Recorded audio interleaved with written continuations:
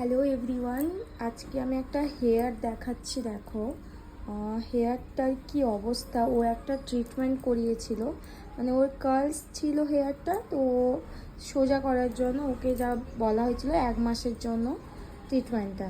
মানে চুলের এবারে একটা মেন জিনিসে আসি। এই যে চুল রাখো, চুলের অবস্থা রাখো, এখানে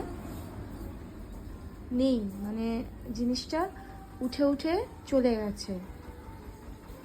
এই যে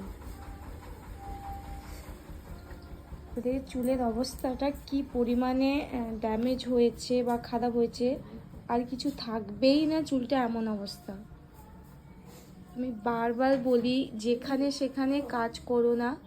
এবং এই যে চুলের এখন একটা মেয়ের এই যে প্রবলেমটা, এখন এটা সলভ করা, এই যে জিনিসগুলো,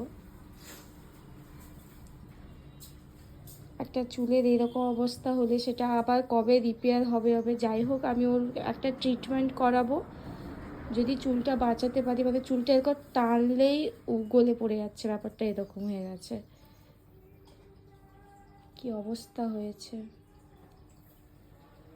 ঠিক আছে, দেখছি কতটা কি করা যায়।